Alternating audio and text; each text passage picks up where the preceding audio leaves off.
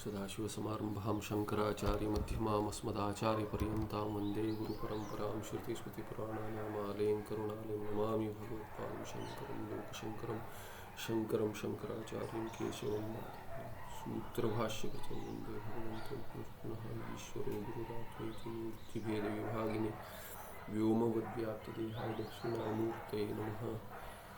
श्रीचिद्घनगणेशाय नमो। यं सुखं नित्यं स्वप्रकाशं व्यापकं नामरूपे अधिष्ठानं बुद्धिर्बोध्यं बुद्धेर्दृक्यत्वनिर्पारं सर्ववेदान्तवेद्यं प्रत्यक्परं तदेवाहं निश्चितामतिः।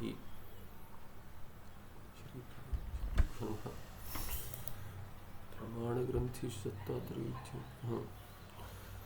तो आक्षेप हो गया कि त्रैविध्य सत्ता, त्रिविधा सत्ता ये प्रमाण ग्रंथ में आता है और उसका विश्लेषण कर रहे हैं कि बाह्य सृष्टि है और अंत सृष्टि है। बाह्य सृष्टि क्या है? कहते बाह्य सृष्टि ईश्वर सृष्टि है।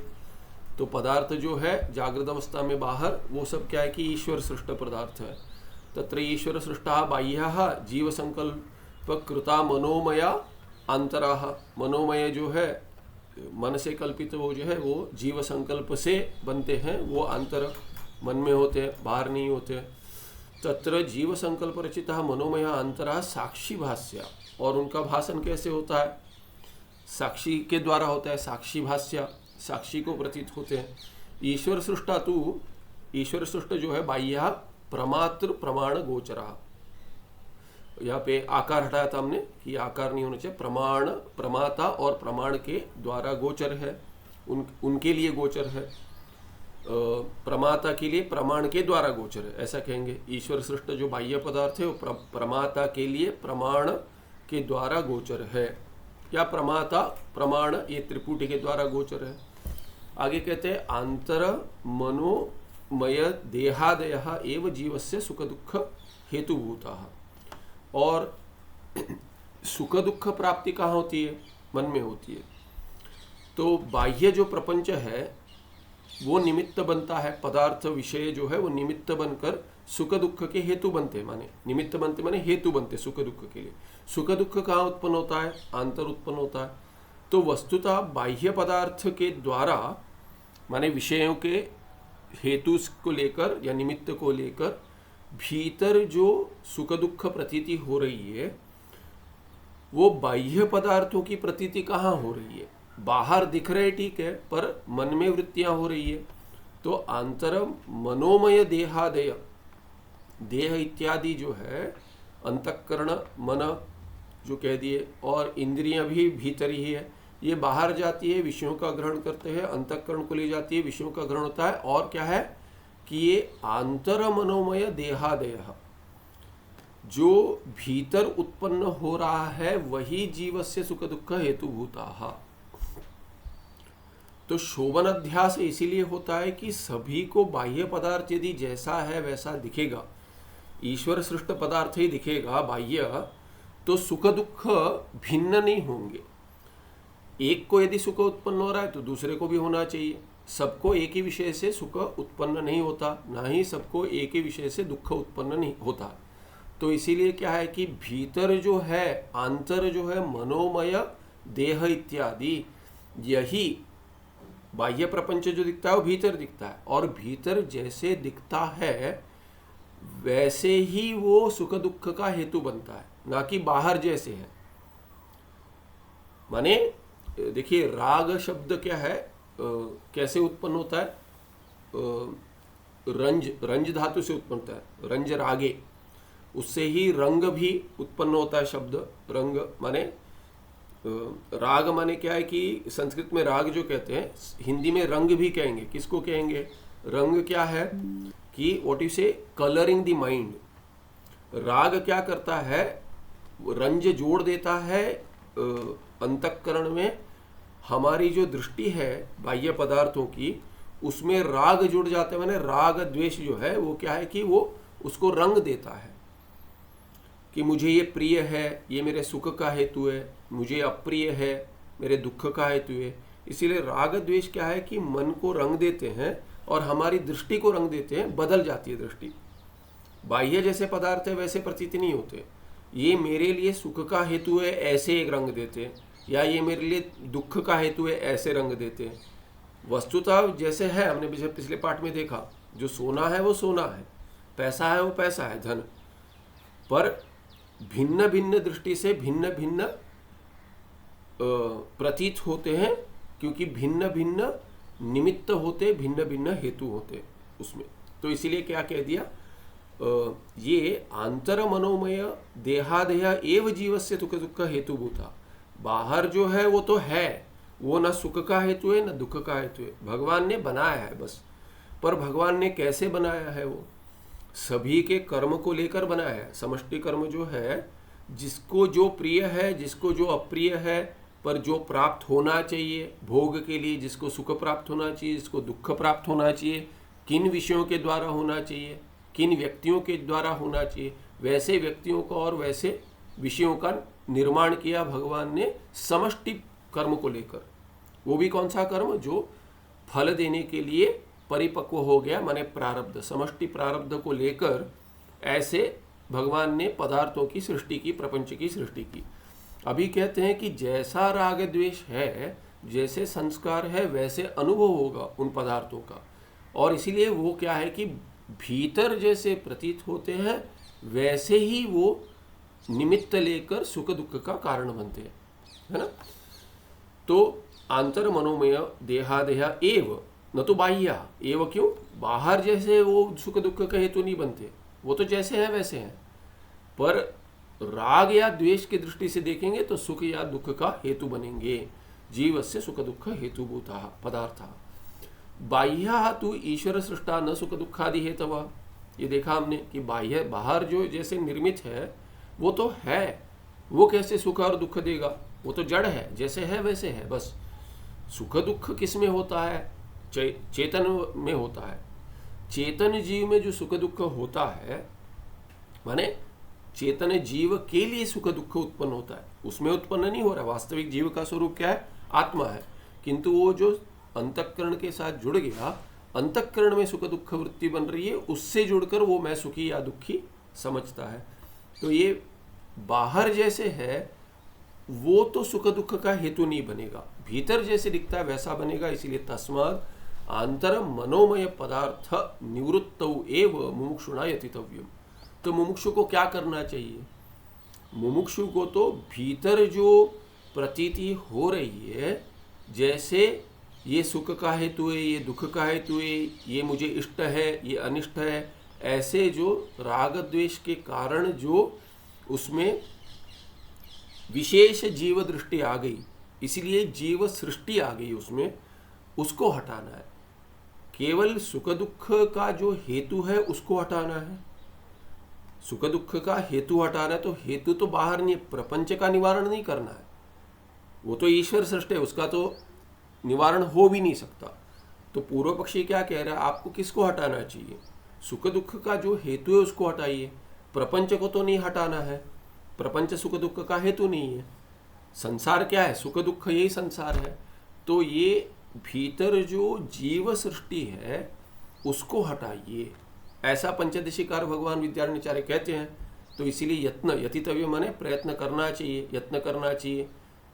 किसके लिए यत्न करना चाहिए, तन्निवृत्त, तन्निवृत्त माने ये यहाँ ऊपर का यतितव्यम, ये नीचे दूसरी पंक्ति है, ऊपर जो मुमुक्षुणा कुत्र यत्न कर्तव्य, कहाँ पे करना चाहिए यतितव्यम, तो कहते हैं मनोमय पदार्थ निवृत्त हुई, वो जो भीतर पदार्थ हो रहे हैं उसके निवृत्ति के लिए जो विषयाकार वृत्ति बन रही है, जो सुख दुख का हेतु बन रहे हैं, उसका निवारण कीजिए, ना कि बाह्य प्रपंच का। तो त्रिविध सत्ता ये कैसे सिद्ध होती है कि बाह्य एक प्रपंच की सत्ता है, भीतर एक प्रपंच की सत्ता है जिसको प्रातिभाषिक कहते हो, बाह्य जो है वो वास्तविक है, ईश्वर सृष्ट है, पारमार्थिक सत्ता ना हो उसकी, पर व्यावहारिक सत्ता है।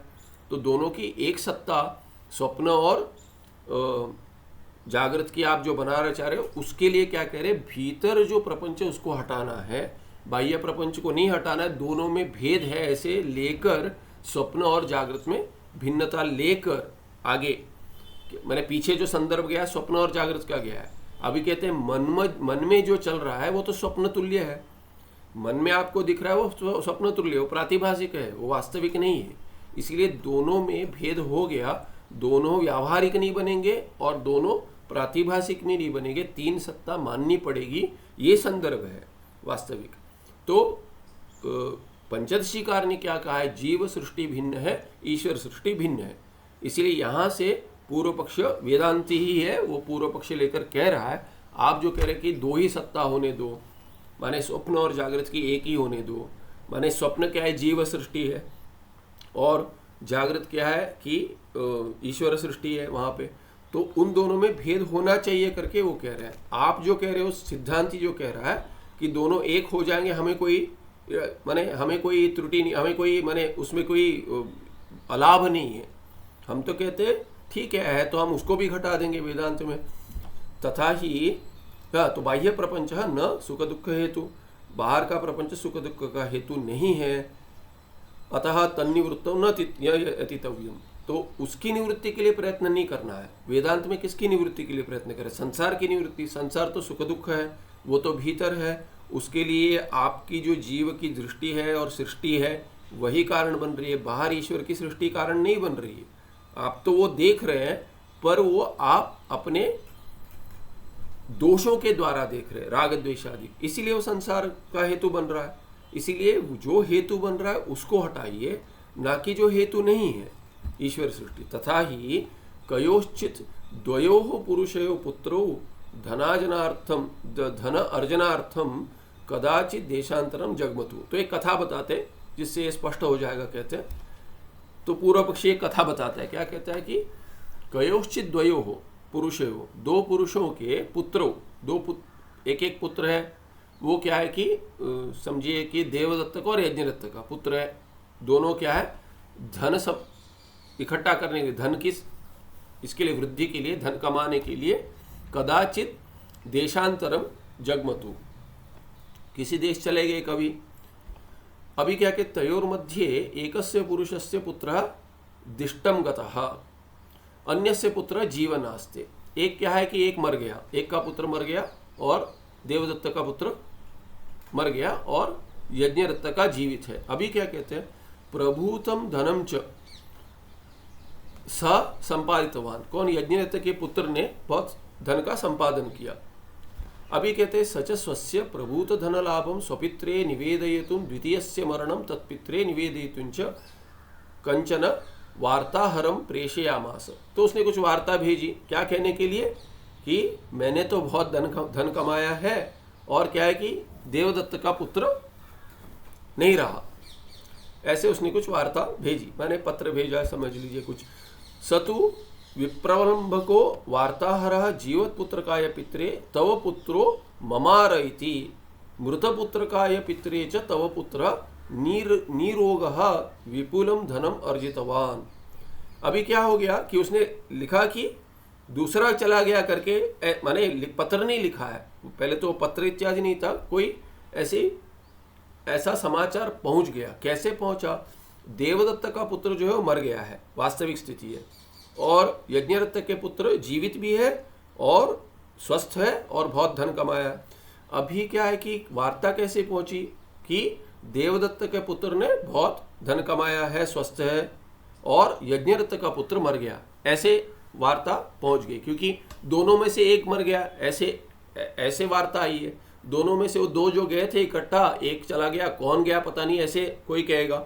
तो वास्तविक स्थिति क्या है कि देवदत्त का पुत्र मर गया, यज्ञदत्त का पुत्र ने उसने धन कमाया, तो अरे एक मर गया तो उल्टा हो गया, उसका वार्ता उल्टी पहुंची। तो कहते हैं क्या हो गया, वार्ताहर जो वार्ता लेकर आया है वो क्या कहता है, जीवत पुत्र काय पित्रे तव पुत्र ममार इति।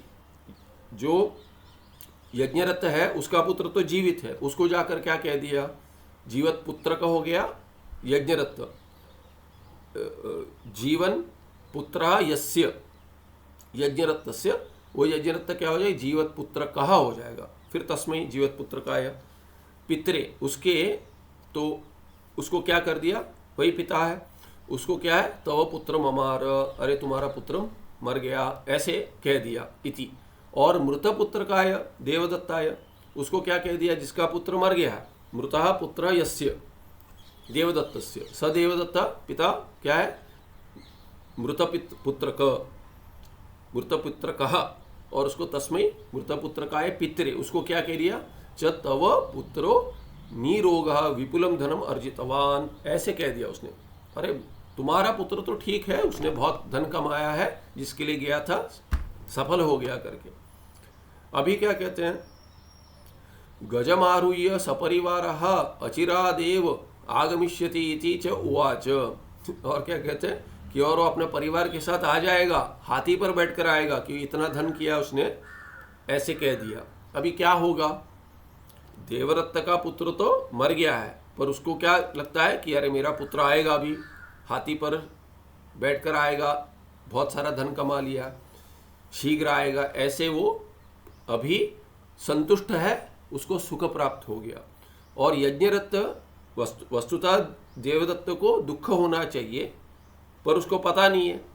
यदि उसको पता चलेगा तो दुख होगा, नहीं पता चला तो, उल्टा पता चला तो सुख प्राप्त हो गया। और दूसरे को क्या है, यज्ञरत्न को क्या है, सुख प्राप्त होना चाहिए, उसको दुख मिल रहा है, पुत्र शोक हो रहा है, क्योंकि उसको कहता तुम्हारा पुत्र मर गया किंतु वो जीवित है। तो ऐसे कथा में दिखा रहे प्रतारकस्य वार्ताहरस्य कपटवाक्यम श्रुत्वा, अब ये कह रहे कपटवाक्यम भी, उसको पता है पर उसने उल्टा बता दिया, या वाक्य कपट है उसको नहीं पता है। श्रुत्वा जीवत पुत्र का पिता पुत्र शोकाद भृशम रुरोद, उसने तो बहुत रोना शुरू कर दिया। जिसका पुत्र जीवित है यज्ञरत्न का, वो तो रो रहा है। और मृतपुत्र का जो है वास्तविक वो पिता, वो कौन है, देवदत्त तु अतीव हर्षम अवाप, वो तो बहुत संतोष में है, सुख में है। इत्थम ईश्वर सृष्टे पुत्रे देशांतरे जीवती अपि मनोमय पुत्रस्य मृतत्वाद एकः दुःखम अवाप तत्र ईश्वर सृष्टा पुत्र जीवन्नपि स्वपित्रेण सुखम जनयति। तो क्या कह रहे हैं, अभी क्या हो गया, देखिए ईश्वर सृष्टि क्या है, इसमें जीव सृष्टि क्या है। तो बोलते ईश्वर सृष्टि क्या है, वो ईश्वर सृष्टे पुत्रे देशांतरे जीवती अपि, ये सब सती सप्तमी हो गया। यद्यपि वो ईश्वर सृष्ट जो पुत्र है वो क्या है, देशांतरे जीवती अपि, दूसरे देश में जीवित है अभी, होते हुए भी, कौन है वो, यज्ञरत्न का पुत्र, होते हुए भी मनोमय पुत्र से, मनोमय पुत्र मन में कल्पना कर रहा है, मृतत्वाद मन में जो है पुत्र जी कल्पना है वो मर गया है, यज्ञरथ के मन में पुत्र मर गया है। और मृतत्वाद क्या, एक दुखम अवाप, यज्ञरथ को दुख प्राप्त हुआ। तत्र ईश्वर सृष्ट जो है पुत्र, वो क्या है कि वहां पे यज्ञरथ का जो पुत्र है जीवन अपि स्वपित्रे न सुखम जनयति, जीता हुआ भी वो सुख का कारण नहीं बन पा रहे यज्ञरथ के, वो तो जीवित है, जीवित होते हुए भी वो सुख का कारण नहीं बन रहा। तो इस उदाहरण को लेकर समझा रहे कि ईश्वर सृष्टि जो है वो, ईश्वर सृष्टि किसी के कारण सुख का दुख का कारण नहीं बनती। इसके लिए कथा माने उदाहरण के रूप में दिया है, इदम इत्थम नहीं है, कल्पना बता रहे हैं कि एक कथा की कल्पना कर कर कह रहे हैं कि यदि वास्तविक कुछ है सुख दुख का कारण बाहर, तो उसको सुख दुख होना चाहिए था, माने वैसे ही होना चाहिए जैसे बाहर है, पर वैसे नहीं हुआ, कथन उल्टा भी कर दिया, मिथ्या कथन से भी सुख दुख होता है। तो इतना ही है, इतना ही यहाँ पे कथा का उद्देश्य इतना ही है कि मिथ्या कथन जो है, कथन सत्य नहीं है, मिथ्या है। जैसे जीवित पुत्र सुख उत्पन्न करना चाहिए, यदि वैसा होता तो, पर मिथ्या कथन जो है माने मिथ्या दृष्टि है, उससे क्या है, दुख उत्पन्न हो गया।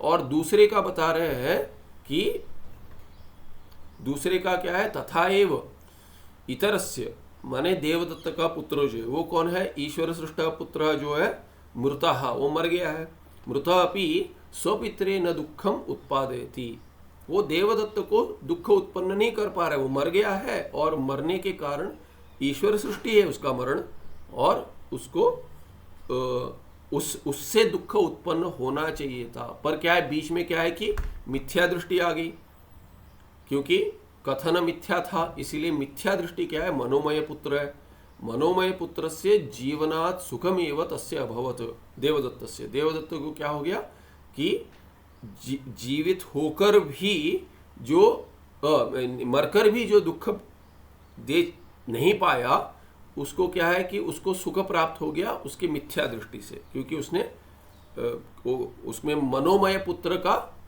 ये जीवन है, जीवित है वो मनोमय पुत्र, उसकी कल्पना में क्या है, जीवित है पुत्र, इसीलिए क्या है कि जीवनात् सुखमेव तस्य अभवत। तस्मात् सर्वत्र जीव सृष्टिरेव सुख दुख हेतु न ईश्वर सृष्टि सुख दुख हेतु।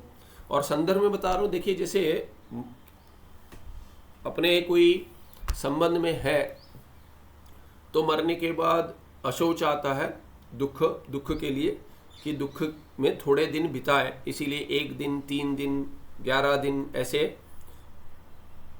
अशौच का ये एक काल होता है शास्त्र के द्वारा कि कितने पीढ़ियां से जुड़े हैं, उससे एक काल का नियम है।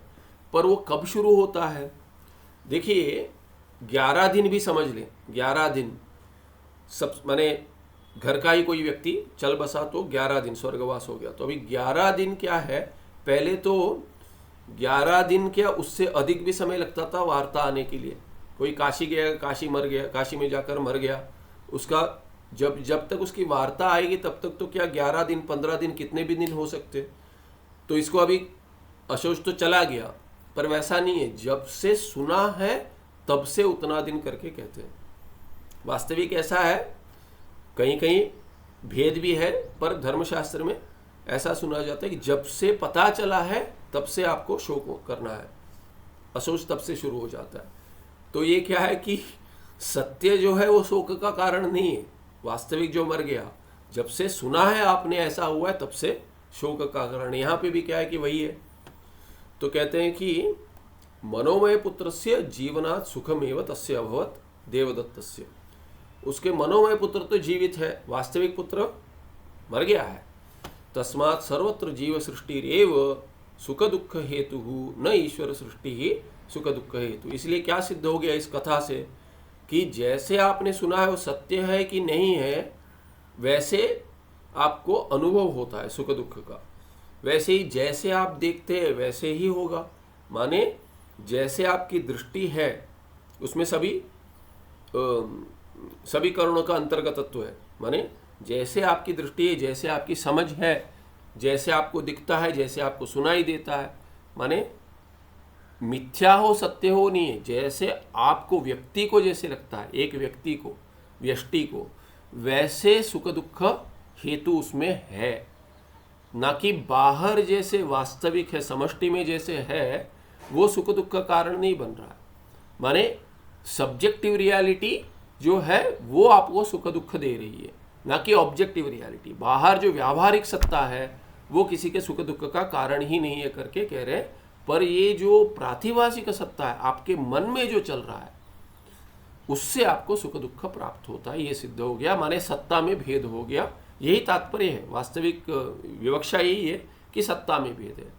इत्थम पंचदश प्रकरणे, माने पंचदशी में क्या कहा है, द्वैत विवेक प्रकरणे विद्यारण्य स्वामी भी प्रपंचितम, ऐसे विद्यारण्य स्वामी जी ने कहा है करके इन्होंने बता दिया। माने ये प्रमाण है, ये शास्त्र में आया है। ये सब सत्तात्रैविद्य क्या कह दिया, सत्तात्रैविद्य क्या है, देखिए प्रमाण ग्रंथेषु, ये सब प्रमाण ग्रंथ है। प्रमाण ग्रंथों में सत्तात्रैविद्य आया है पंचदशी इत्यादि में। तो आप कैसे कह सकते हैं कि 3 सत्ता नहीं है, 1 या 2 है।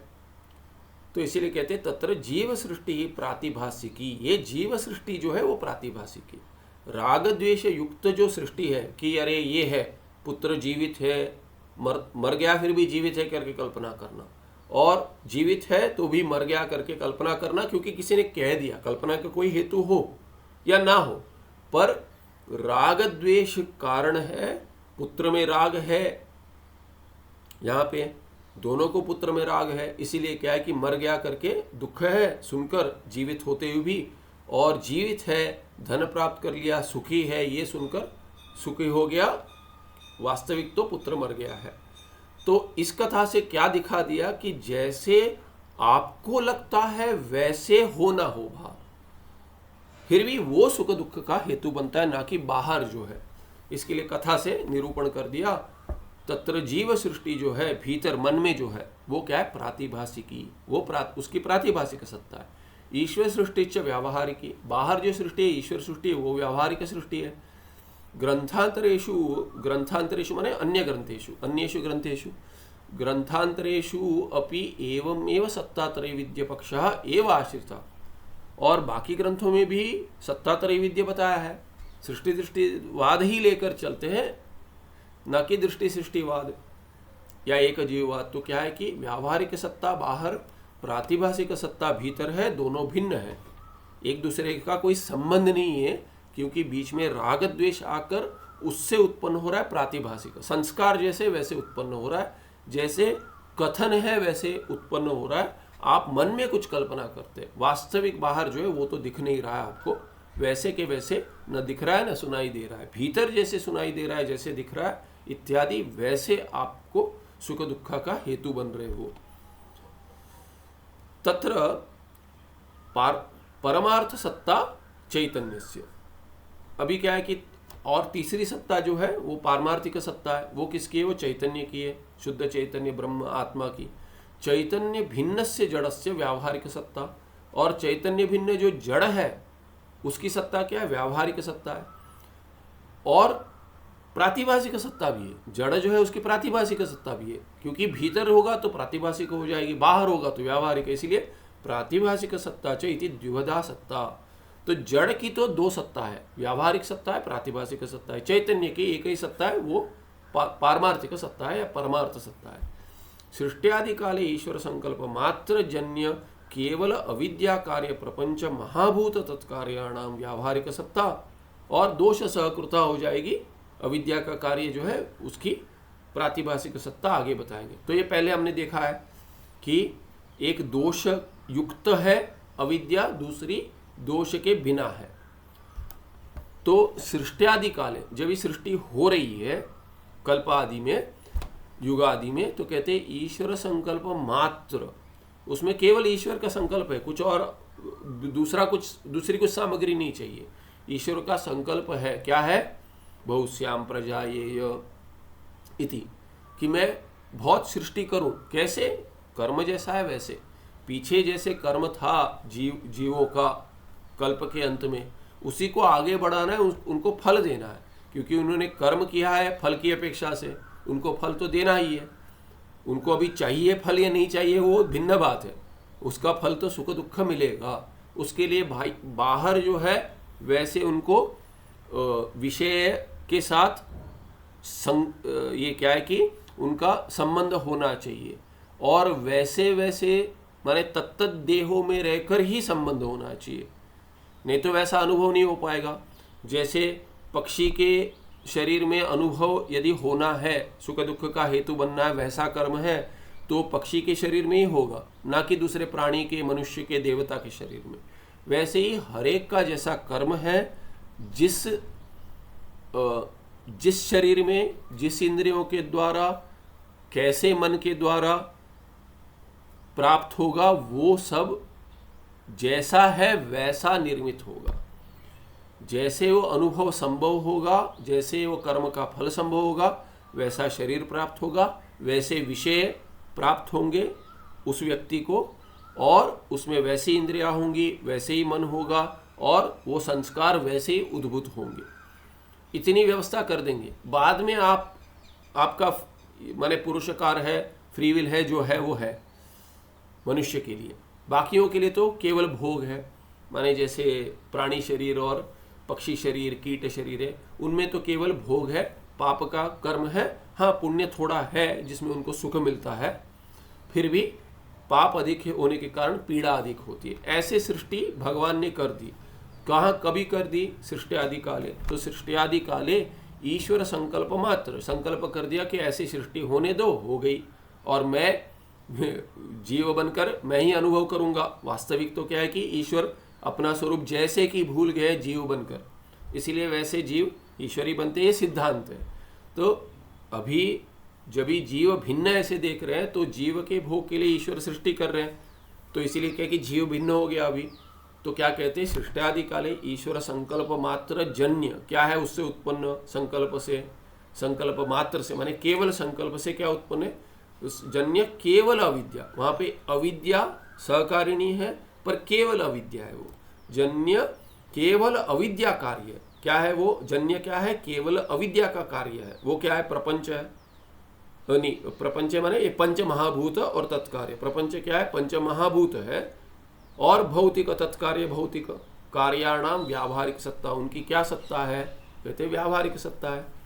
और केवल अविद्या ना हो, क्या है दोष के साथ जुड़कर, तो कहते दोष सहकृता, दोष सहकृता अविद्या कार्य स्वप्न स्वप्न पदार्थानाम शुक्ति रजतादीनाम च प्रातिभाषिक सत्ता। और क्या है कि अविद्या का कार्य तो प्रपंच है, जागृत प्रपंच, वैसे ही स्वप्न पदार्थ भी है और शुक्ति रजत आदि भी है, शुक्ति में रजत, रज्जु में सर्प इत्यादि वो भी है, माने भ्रम काल में भ्रमस्थल में, तो कहते वो केवल अविद्या का कार्य नहीं है, साथ में दोष भी है, प्रमाण प्रमेय प्रमात्रगत ऐसे कुछ दोष है, उसके साथ जुड़कर अविद्या का कार्य बनता है तो स्वप्न आ जाता है, निद्रा दोष निद्रा दोष होगा तो स्वप्न आ जाएगा, और जब भी राग द्वेष आदि जो है वैसा वाला होकर प्रमात्र अंतर्गत दोष है, या प्रमाण में कुछ आंख ठीक काम नहीं कर रही है, प्रमाणगत दोष है इत्यादि। प्रमेय क्या है कि वहाँ पे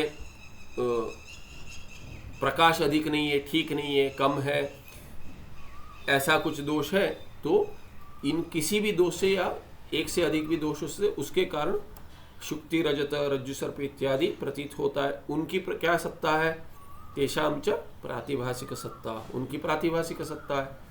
इत्थम अभी क्या हो गया, चैतन्य की सत्ता पारमार्थिक सत्ता, और केवल ईश्वर के संकल्प से उत्पन्न जो हुए हैं वो केवल अविद्या के साथ जुड़कर न दोष नहीं है, वहां पे अविद्या के साथ कोई दोष नहीं है, केवल अविद्या है और ईश्वर के संकल्प से अविद्या सामग्री से उत्पन्न हुआ है, वो जागृत प्रपंच जो है उसकी व्यावहारिक सत्ता है। तीसरी सत्ता क्या है, स्वप्न पदार्थ और भ्रमस्थल में जो हो रहे उनकी उत्पत्ति कैसी होती है, वो कहते हैं दोष युक्त जो अविद्या, दोष के साथ जुड़कर जो अविद्या है उसका कार्य है, और उनकी क्या सत्ता है, प्रातिभाषिक सत्ता। इसलिए तीन सत्ताएं हो गई।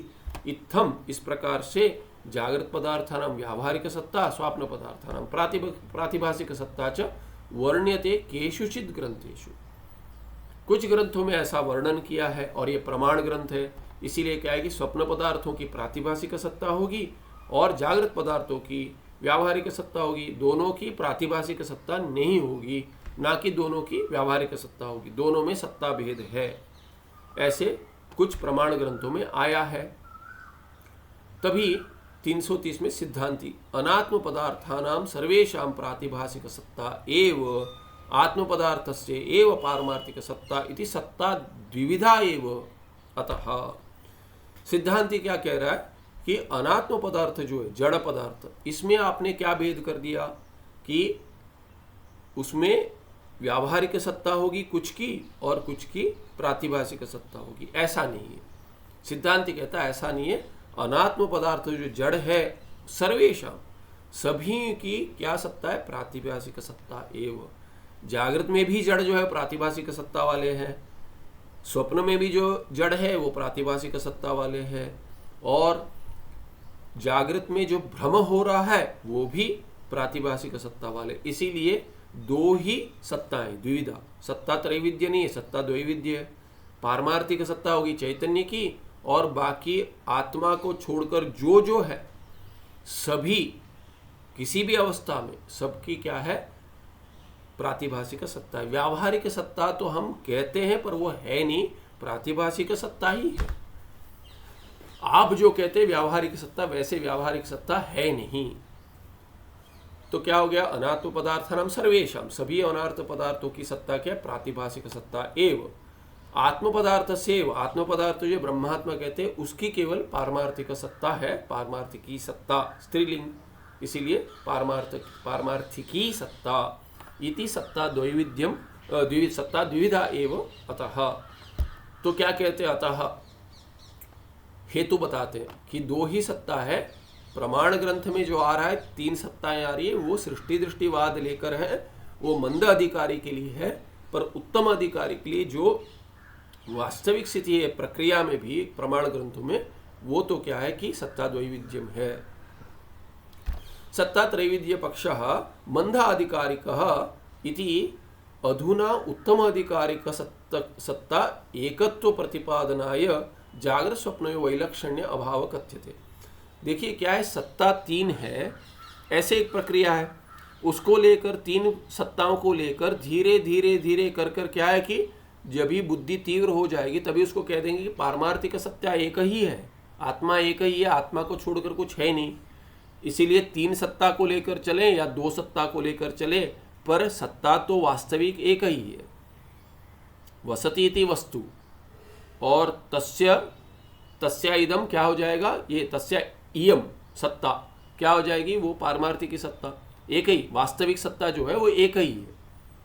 क्योंकि वस्तु की जो सत्ता है, सत्ता वास्तविक सत्ता क्या है, वस्तु जो है उसकी सत्ता है, और वस्तु क्या है, वसती इति वस्तु, जो है क्या, सत क्या है, एक ही है। तो सत्ता जो कहते हैं सत्ता, वो सत की सत्ता होनी चाहिए, वस्तु की सत्ता, वास्तविक सत्ता। तो वस्तु तो एक ही है, वो तो ब्रह्मात्मा ही है, इसीलिए बाकी कोई सत्ता है ही नहीं। अभी 2 की कल्पना करे, 1 की कल्पना करे, पारमार्थिक सत्ता को छोड़कर, वास्तविक सत्ता को छोड़कर अब 1 की कल्पना करे, 2 की करे, उससे अधिक भी हो सकती है। पर प्रमाण ग्रंथ में 2 की कल्पना किए, 1 की कल्पना करिए, और एक वास्तविक सत्ता और एक जोड़कर सत्ता दैविध्य हो गया। दूसरे की कल्पित सत्ता ही है, कल्पना ही है, व्यावहारिक सत्ता भी कल्पना ही है। और 2 कल्पना करेंगे तो एक सत्ता पारमार्थिक जो है वास्तविक, उसके साथ 2 की कल्पना करेंगे व्यावहारिक और प्रातिभाषिक, तो 3 सत्ताएं हो जाएंगी। पर साधक को कहाँ पहुंचाना है, प्रक्रिया के द्वारा साधक को पारमार्थिक सत्ता में पहुंचाना है। तो आप 3 का आग्रह मत कीजिए, 2 से भी घट जाएगा। जिसको 2 समझ में आ रहा है 2 से आकर 1 में पहुंचे, जिसको 3 समझ में आ रहा है वो 3 सत्ता के द्वारा 1 वास्तविक सत्ता में पहुंचे। तो कह रहे सत्ता त्रैविध्य पक्ष मंद अधिकारी का, वो पक्ष क्या है, मंद अधिकारी का है, माने बहुरी है। मंद अधिकारी यस्य, जो जिसमें मंद अधिकारी है, माने जिसकी बुद्धि थोड़ी धीरे चलती है, धीमे चलती है, वो अधिकारी है, उसको सत्ता त्रैविध्य कह दिया।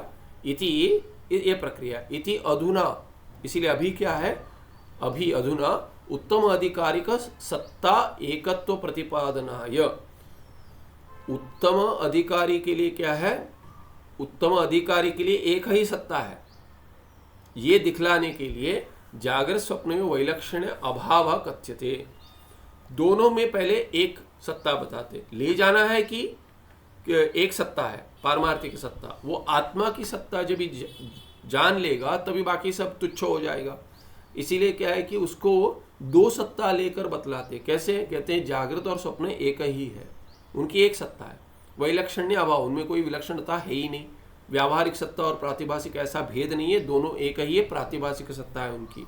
इसीलिए कहते हैं कि उत्तम अधिकारी के लिए तो सत्ता द्विविध लेकर हम बतलाएंगे, उसको जल्दी समझ में आ जाएगा। 3 सत्ता माने सृष्टि के कथन इत्यादि नहीं चाहिए, कहेंगे जागृत क्या है, स्वप्न जैसा है, स्वप्न तुल्य है, स्वप्न मिथ्या है, इसीलिए जागृत भी मिथ्या है। दोनों की प्रातिभाषिक सत्ता हो जाएगी और पारमार्थिक सत्ता एक ही होकर, प्रातिभाषिक माने कल्पित, और कल्पित आप कितने भी जोड़ दो, एक में कोई भेद नहीं होगा, एक पारमार्थिक सत्ता एकमेव द्वितीय रह जाएगा। ऐसे प्रक्रिया से समझाएंगे। देश कालादि कारण कलापम अंतरेण एव स्वप्ने गजादेह अर्था उत्पद्यन्ते। पहले सिद्ध कर दिया कि न देश है वहाँ पे, न काल है। क्यों नहीं है, क्योंकि देश और काल में किसी की सृष्टि होती है। जहाँ देश और काल पहले निर्मित नहीं है, स्वप्न में तो गजादि प्रपंच जो दिख रहा है उसके साथ ही देश भी बन गया, काल भी बन गया, युगपद उत्पत्ति है। जब भी एक साथ उत्पत्ति होगी उनमें कार्य कारण भाव नहीं होता। इसीलिए कहते हैं देश कालादि कारण कलाप, जो सामग्री कारण का कलाप है, समूह है, वो क्या है कि उसके बिना अंतरेण एव, देश कालादि कारण कलापम अंतरेण, उसके बिना, अंतरिणाम है बिना, उसके बिना क्या है, एव स्वप्ने गजादेह अर्था उत्पद्यन्ते। गज इत्यादि जो स्वप्न में पदार्थ है, अर्था बने पदार्थ, उसकी उत्पत्ति होती है। तस्मात् ते मिथ्या इति उच्यन्ते, इसीलिए स्वप्न के पदार्थ तो मिथ्या है, देश भी मिथ्या है, स्वप्न देश स्वप्न काल भी मिथ्या है, और उसमें जो निर्मित प्रतीति हो रही है वो मिथ्या है। उनमें जो गजादि देखे थे, कुटुंब है, उसमें पुत्रत्व, मातृत्व, पितृत्व इत्यादि जो है वो भी धर्म मिथ्या है। माने पदार्थ मिथ्या है, पदार्थों का धर्म मिथ्या है, उनके संबंध मिथ्या है, उसका देश काल योग मिथ्या है, देश मिथ्या है, काल मिथ्या है, सब कुछ स्वप्न में मिथ्या है। त्रिपुटी जो उत्पन्न हो रही है, त्रिपुटी मिथ्या है। तथा एव आकाशादि प्रपंच सृष्टिरपि ब्रह्मण सकाशात् देश कालादि कारणकलापम विना एव भवति। जब भी भगवान सृष्टि कर रहे हैं, कभी सृष्टि की, तो पुराण ग्रंथों में आए ऐसे ऐसे ऐसे इतने सारे वर्ष के बाद एक युग समाप्त हो जाएगा, उसके बाद दूसरा युग आएगा, उसके दुगना समय काल रहेगा, ऐसे करते करते करते बहुत सारे वर्षों का, सोच नहीं सकते उतने वर्षों का कथन होता है। पर जी भगवान सृष्टि कर रहे हैं, अभी ऐसे सृष्टि करने के लिए कितना समय लगेगा, कोई समय नहीं लगा। कितना देश लगेगा, वो देश में यदि करेंगे, जैसे कहेंगे कभी पुराण कथा में आता है कि ब्रह्मा जी ने सृष्टि कहाँ की, अरे मेरू पर्वत पर बैठकर की। तो मेरू पर्वत की सृष्टि कहाँ की, कभी की, इसकी सृष्टि क्या फिर किसी और ने की है। जैसे बाकी कहते हैं ना कि अवर फादर इन हेवन इत्यादि, गॉड इन हेवन इत्यादि, वो वहाँ पे बैठ के, तो स्वर्ग किसने बनाया, कहाँ बैठ के बनाया, सामग्री क्या है, वो सामग्री यदि है कि क्या जोड़कर बनाया, कहाँ बैठकर बनाया, अधिकरण क्या है, बाकी कारक क्या है कि उसमें क्या क्या डालकर पकवान बनाए, जैसे तो क्या डालकर कुछ कैसे बताइए रेसिपी क्या है, तो कैसे बनाया, उसके लिए सामग्री उपादान कारण कहाँ से लाए, अधिष्ठान भी चाहिए, उपादान कारण चाहिए। अब ये अधिकरण जो भगवान से भिन्न होगा, उस अधिकरण को किसने बनाया। फिर यदि कारक, बाकी कारक चाहिए, क्या है कि सामग्री है, उसको लेकर बनाया, तो वो भगवान से भिन्न हो गया, उपादान कारण। और उसके बाद क्या है कि आपको क्या है कि फिर सहकारी चाहिए, जैसे क्या है कि उसके साथ माने सब एक साथ लाने के लिए क्या किन किन क्या कहते हैं, किन किन आयुधों का साथ लिया, किन किन उपकरणों का साथ लिया, करणों का साथ लिया, वो सब क्या है कि वो मिल जाएंगे, वो भी भिन्न है भगवान से। तो उनकी सृष्टि किसने की, भगवान से यदि कुछ भिन्न होगा, भगवान सीमित हो जाएंगे। ईश्वर क्या है कि सीमित ईश्वर हो जाएंगे, कुछ नहीं है तो समझिए कि ईश्वर बहुत बड़े हैं, उन थोड़ी थोड़ी सामग्री है, उतने अंश में तो भिन्न हो गई, अगर भिन्न हो गए तो अनंत कैसे होंगे। तो यदि अनंत यदि ईश्वर नहीं है तो उनका भी अंत होगा। ऐसे अंत वाले ईश्वर हमको क्या देंगे, जिनका स्वयं अंत होगा वो हमको क्या देंगे, जो स्वयं सीमित है हमको क्या देंगे। हमको क्या चाहिए, हमें क्या चाहिए, हमें अनंतता चाहिए। मोक्ष क्या है, अंत वाला मोक्ष नहीं चाहिए। मोक्ष क्या है, हमको अनंत मोक्ष चाहिए। जो अनंत मोक्ष चाहिए हमको, वो अंत वाले ईश्वर दे पाएंगे, नहीं दे पाएंगे। यदि दे पाएंगे, ठीक है, मान लीजिए दे पाएंगे, अभी मैं उनसे भिन्न हूं, तो वो अंत वाले हुए ही नहीं, माने अनंत हुए ही नहीं। और मैं भी अंत वाला यदि हूं और मैं अनंत बन जाऊंगा, तो एक अंत वाले हैं, वो दूसरे अंत वाले को अनंत फल कैसे देंगे, देंगे यदि तो कैसे देंगे, क्योंकि दो फिर भी भिन्न रह जाएंगे। यदि भिन्न रह जाए तो अनंतता आई नहीं। यदि मैं उनसे जुड़ भी जाऊंगा तो भी क्या है कि मैं अंत वाला हूं, क्योंकि वो अंत वाले हैं, तो अंत वाला अनंत फल नहीं दे सकता। तो इसीलिए क्या है कि मोक्ष देंगे ऐसे कुछ मिलेगा जैसे हलवा मिल रहा है, वैसा नहीं है। तो क्या है, तो कहते हैं कि भिन्नता हो ही नहीं सकती है, मानना पड़ेगा ना, सामग्री भिन्न है, उपादान कारण, अधिष्ठान भिन्न है। तो ये सब कथन जो पुराण में आता है वो सब कथन है। मेरू पर्वत पर ढूंढने जाते, मेरू पर्वत कहाँ पे, हिमालय में कि कहीं और है, कि कहीं ऊपर है, कि स्वर्गलोक में, दूसरे लोक में, अंतरिक्ष लोक में, कहीं नहीं है, कल्पित है। इसीलिए क्या है कि देश काल आदि के बिना ही सृष्टि कर दी, क्योंकि देश की और काल की जो प्रतीति हो रही है वो भी सृष्टि के अंतर्गत है। तो उनकी भी सृष्टि युगपथ हुई है। जब ही युगपथ हुई है तो जैसे स्वप्न में युगपत जिनकी सृष्टि होती है उनका कोई कार्य कारण भाव नहीं होता, तो देश और काल के साथ कोई संबंध नहीं, उनका कार्य कारण भाव नहीं है, इसीलिए कारण कलापम अंतरेण जैसे स्वप्न में है वैसे ही जागृत में भी होगा।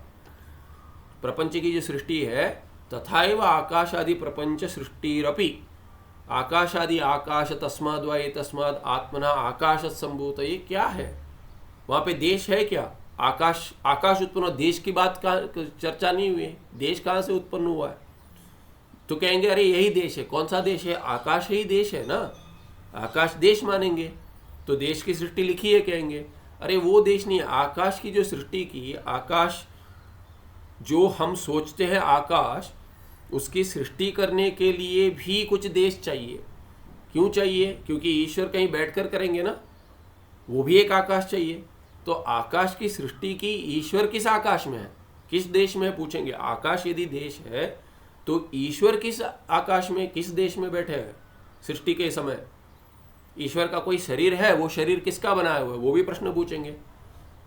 ये सब मत पूछो, ये सब मत पूछो। क्यों? ब्लास्फेमी का आरोप लगेगा।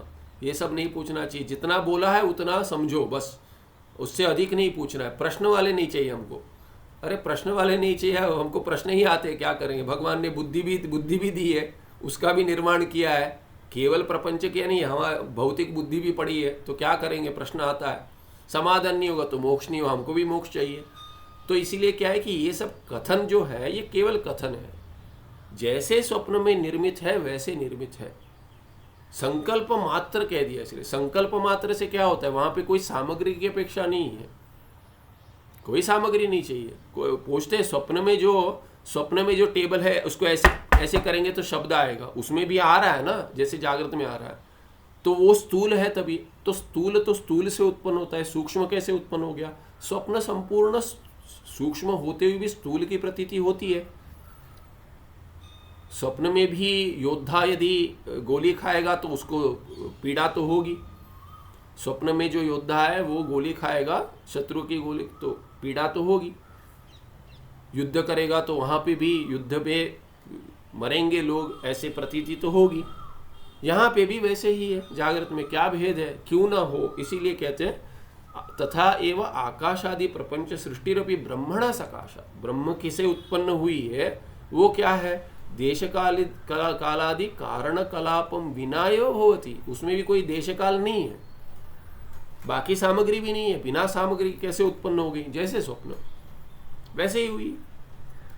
तो इतना तो मान लो कि ईश्वर का स्वप्न है, उसमें क्या, अभी ईश्वर का स्वप्न है मानने में क्या त्रुटि है? उसमें क्या विरोध है?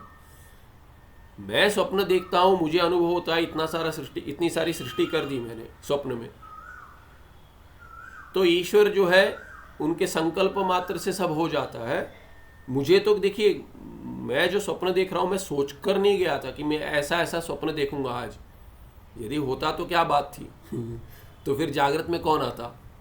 तो कहता है यहाँ पे तो कोई चॉइस नहीं है, यदि मैं तो सारा दिन सो जाओ और स्वप्न देखो, यही ठीक है। नहीं कर पाते।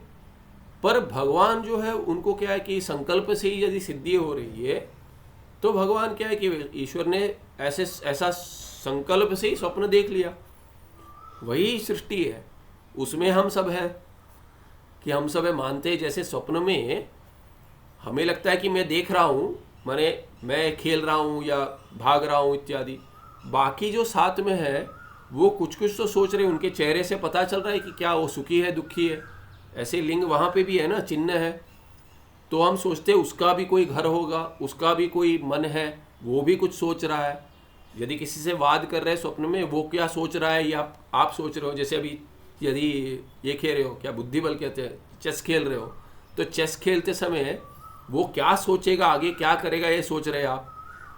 तो स्वप्न में यदि खेल रहे हो तो उसका पता चलता है कि वो उसने ऐसा क्यों किया, वो क्या सोच रहा होगा। तो उसका भी कोई व्यक्तित्व है, वो भी भिन्न है मुझसे। जैसे मैं सोच रहा हूँ वैसे वो भी सोचने में अक्षम है। तो वैसे जो है कि ये विचार जो है आपका, जो जागृत में भी वैसा ही है, ये दूसरा होगा। उसका भी कोई कुटुंब है, उसका भी कोई मन है, जैसे शरीर है उसका वैसे ही कोई मन है, उसका भी कुटुंब होगा पीछे, ये दिख नहीं रहा है, मन भी दिख नहीं रहा है, पर होगा। ऐसे जो चिंतन कर रहे हैं वो स्वप्न तुल्य ही है, उसमें कोई भिन्न नहीं है। उसमें क्या भिन्नता है? तो कहते हैं देशादि जो इत्यादि है, ये ईश्वर ने जो सृष्टि की है, ईश्वर ने यदि अपने मन से की है ना, ईश्वर ने अपने मन में यदि सृष्टि की है, तो स्वप्न में जैसे, स्वप्न का उदाहरण ये दे रहा था कि स्वप्न में जैसे दूसरा विचार कर पा रहा है, तो वो विचार कर रहा है ऐसे मेरे दृष्टि से प्रतीत होता है, दूसरा तीसरा कोई भी विचार कर रहा है और उनका अपना अपना संसार है, ये भी स्पष्ट होता है वहां पे, उनको भी सुख दुख हो रहा है। तो वैसे उनकी दृष्टि यदि होगी स्वप्न में वो मुझे देख रहा है, मुझे देखकर मुझसे बात की, ऐसे जो प्रतीति हो रहे स्वप्न में, तो उसकी एक दृष्टि है, वो भी देख रहा है, ये उसका भी अनुभव है, सत्य अनुभव है उसका, कि मुझसे बात कर रहा है, ऐसे उसका सत्य अनुभव है, ऐसे ही मानेंगे जैसे मेरा सत्य अनुभव है वो स्वप्न के समय पर। वैसे ही ईश्वर ने यदि स्वप्न देखा है और उसमें हम सब है यदि, तो हमें भी क्या है कि हमारा भी विचार चल रहा है, ये क्यों नहीं संभव होगा? जैसे स्वप्न में संभव है दूसरे का विचार, दूसरे का कार्य संभव है, वैसे ही हमारा भी यहाँ पे यदि हम ईश्वर के स्वप्न के अंतर्गत है तो भी संभव है। तो इसीलिए क्या है कि इसमें किसका स्वप्न है पूछेंगे, किसके स्वप्न तुल्य? अरे ईश्वर का स्वप्न हमारे स्वप्न के तुल्य है, ऐसा तो मान सकते हैं ना, पहले इतना तो मान सकते हैं सृष्टि दृष्टिवाद वाले, इसीलिए धीरे धीरे धीरे समझाते हैं उसको। तो कहते हैं तथाएव आकाशादि प्रपंच सृष्टिरपि ब्रह्मण सकाशात् देश कालादि कारण कलापम विनायो भवति यथा स्वप्न अद्वितीयत्वेन ब्रह्मणस्तत्र स्वल्पोऽपि देश कालादिर नास्ति। अद्वितीयत्वेन, क्योंकि ब्रह्म तो अद्वितीय है, तो उससे भिन्न न देश है, न काल है, न कोई सामग्री है, इसीलिए देश काल आदि सामग्री नास्ति, है नहीं। स्वप्ने तो गजादि उत्पत्ति योग्य पुष्कल देश कालाद्यभावेपि स्वल्प देश कालादि विद्यते। स्वप्न में तो देखिए गजादि उत्पत्ति योग्य पुष्कल, बहुत सारा, पुष्कल माने बहुत सारा, उतना देश काल आदि अभाव होने पर भी थोड़ा तो देश काल है ना। सह अपि आकाश आदि सृष्टौ नास्ति। कहते देखिए अभी तो कहते कि जागृत तो क्या है कि स्वप्न से भी अधिक मिथ्या भी समझाएंगे, यदि नहीं जागृत मिथ्या नहीं होगा। कहते देखो स्वप्न में तो थोड़ा आपका कोई देश काल है, जागृत में कहाँ देश काल है? सृष्टि में ईश्वर जब भी सृष्टि कर रहे हैं तभी उनके लिए क्या देश काल है? कुछ नहीं है। तुम्हारे लिए तो थोड़ा देश काल तो है, ये स्पष्ट होगा अगले पाठ में देखेंगे आगे। और सुखम नित्यम स्वप्रकाशम व्यापकं नाम रूपे अधिष्ठानं बुद्धि बोध्यम बुद्धेर्दृक्यत्व निर्मल पारम सर्ववेदांत वेद्यम प्रत्यक परम तदेवाहन्नमत्तोन्यदिति मे निश्चिता मतिः। नमस्ते, धन्यवाद।